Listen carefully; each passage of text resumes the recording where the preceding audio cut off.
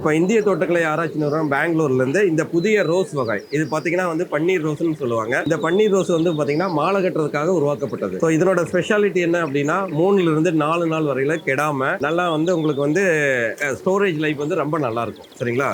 So அதுக்காக மாலை கட்டுறதுக்காகவே இந்த ரோஸ் வந்து ரகத்தை உருவாக்கியிருக்கோம். இந்த ரகம் வந்து பார்த்தீங்கன்னா ஒரு செடி வந்து 30 ரூபாயிலிருந்து 40 ரூபா.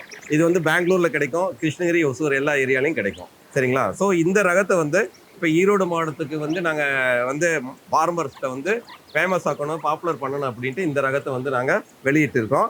அடுத்தது வந்து பார்த்தீங்கன்னா காய்கறிகளில் பந்தல் வகை காய்கறியில் ஒரு புதிய ரகம். இது வந்து பார்த்தீங்கன்னா அர்க்கா விக்ரம்ங்கிற ஒரு வீரியூட்டு ரகம். இதை வந்து நாங்கள் வெளியிட்டிருக்கோம். சரிங்களா? ஸோ இது வந்து பார்த்தீங்கன்னா ஒரு ஏக்கருக்கு வந்து குறைஞ்சது வந்து உங்களுக்கு 10லிருந்து 12 டன் வந்து விளைச்சலை கொடுக்கக்கூடிய, அதே மாதிரி பார்த்தீங்கன்னா காய் வந்து நல்ல குவாலிட்டியாக இருக்கும், நல்ல டேஸ்ட்டாக இருக்கும்.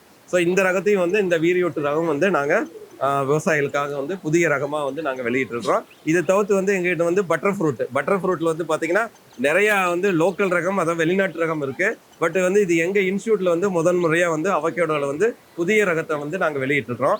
இது வந்து பார்த்தீங்கன்னா ஓரளவுக்கு வந்து இப்போது மலைப்பிரதேசத்தில் மட்டும் இருக்குது. பட் இப்போ நிறையா வந்து தமிழ்நாட்டில் வந்து பார்த்தீங்கன்னா தென்னைக்கிலோ ஊடுபயிராக கூட இதை போடுறாங்க. ஸோ எங்கிட்ட வந்து நிறைய புதிய ரகங்கள் இருக்குது. அர்க்கா சுப்ரீம், அர்க்கா ரவிங்கிற வந்து நல்ல ரகங்கள் இருக்குது. இந்த ரகத்தை வந்து நாங்கள் தமிழ்நாடு விவசாயிகளுக்காக நாங்கள் கொடுத்துக்கிட்டு இருக்கோம். ஓகேங்களா? அடுத்தது வந்து பார்த்தீங்கன்னா இப்போ ட்ராகன் ஃப்ரூட்டுங்கிறது வந்து இப்போ கமலம் ஃப்ரூட்னு சொல்கிறோம். இந்த ட்ராகன் ஃப்ரூட்டில் பார்த்தீங்கன்னா 2 வகையான உள்ள வந்து பார்த்தீங்கன்னா அந்த சதைப்பற்று ஒன்று வந்து பார்த்தீங்கன்னா வெள்ளை கலரில் இருக்குது. நம்ம கட் பண்ணுனா வெளியே பிங்காக இருக்கும், உள்ளே வந்து வெள்ளை கலராக இருக்கும், நல்ல டேஸ்ட்டாக இருக்கும். அடுத்து வெளியும் வந்து உங்களுக்கு பிங்க் கலராக இருக்கும், உள்ளேயும் வந்து பிங்க் கலராக இருக்கும், அதுவுமே வந்து நல்ல டேஸ்ட்டாக இருக்கும். ஸோ இந்த மாதிரி ரெண்டு ரகம் இருக்குது. இதுவுமே வந்து பார்த்தீங்கன்னா உங்களுக்கு வந்து பார்த்தீங்கன்னா தண்ணி குறைவான ஏரியாவில் கூட இந்த ட்ராகன் ஃப்ரூட், கமலம் ஃப்ரூட் வந்து நீங்கள் விளைச்சல் கொடுக்கலாம். அதுக்கடுத்து வந்து பப்ளி மாஸ் பழம்னு ஒன்று இருக்குது. நார்மலாக பார்த்தீங்கன்னா இங்கிலீஷில் பொம்மலன்னு சொல்லுவாங்க. இதுவுமே வந்து ஓரளவுக்கு மலை பிரதேசத்தில் வருது. பட் இப்போ வந்து எல்லா இடத்துலையும் வந்து பார்த்தீங்கன்னா ஒரு வீட்டு தோட்டத்தில் வளர்க்கக்கூடிய ஒரு செடியாக வந்து நாங்கள் ரெக்கமெண்ட் பண்ணுறோம். சரிங்களா?